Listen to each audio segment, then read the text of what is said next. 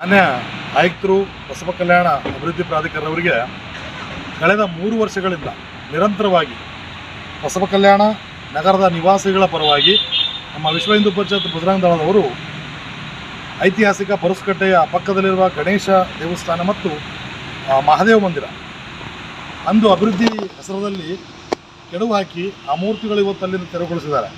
ಹಾಗಾಗಿ ಆ ಎರಡೂ ಮಂದಿರಗಳು ಅಲ್ಲಿ ಒಂದು ವೇಳೆ ಸ್ಥಳಾವಕಾಶ ಇಲ್ಲ ಅಂದರೆ ಬೇರೆ ಕಡೆ ಬಸವ ಕಲ್ಯಾಣದ ನಗರದ ಪ್ರದೇಶದಲ್ಲಿ ಅಭಿವೃದ್ಧಿ ಪೂರ್ವದಂಥ ಸ್ಥಳದಲ್ಲಿ ಏನಪ್ಪ ಅಂದರೆ ಆ ಒಂದು ಗಣೇಶ ಮಂದಿರ ಮತ್ತು ಮಹಾದೇವ ಮಂದಿರ ದೇವಸ್ಥಾನ ಪುನರ್ ನಿರ್ಮಾಣ ಮಾಡಬೇಕು. ಸರ್ಕಾರದಿಂದಲೇ ಅದಕ್ಕೆ ಅಭಿವೃದ್ಧಿಗೊಳಿಸಬೇಕು, ವಿಶೇಷವಾದಂಥ ಒಂದು ಅನುದಾನವನ್ನು ನೀಡಬೇಕು ಅನ್ನೋ ಕಾರಣಕ್ಕಾಗಿ ಕಳೆದ 3 ವರ್ಷಗಳಿಂದ ನಮ್ಮ ಸಂಘಟನೆ ಕೇಳ್ಕೊತಾ ಇದ್ದೀವಿ. ಮತ್ತು ಇಂದೂ ಸಹ ಈಗ 4ನೇ 5ನೇ ಒಂದು ಮನವಿ ಪತ್ರ ಸಲ್ಲಿಸ್ತಾ ಇದ್ದೀವಿ.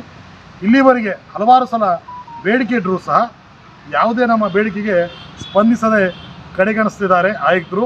ಹಾಗಾಗಿ ಈಗಲಾದರೂ ಪ್ರತ್ಯಕ್ಷಣದಲ್ಲಿ ಇದಕ್ಕೆ ಉತ್ತರಿಸಬೇಕಾಗಿ ಕೇಳ್ಕೊತಾ ಇದ್ದೀನಿ. ಇಲ್ಲವಾದಲ್ಲಿ ನಮ್ಮ ವಿಶ್ವ ಹಿಂದೂ ಪರಿಷತ್ ಬಜರಂಗ ದಳದ ವತಿಯಿಂದ ಒಂದು ದಿವಸ ಧರಣಿ ಸತ್ಯಾಗ್ರಹ ಮಾಡಲಾಗುವುದು ಎಂದು ಈ ಮೂಲಕ ಕೇಳ್ಕೊತಾ ಇದ್ದೀನಿ. ಉತ್ತರ ಕರ್ನಾಟಕ ನ್ಯೂಸ್, ಇದು ಕನ್ನಡದ ಉಸಿರು.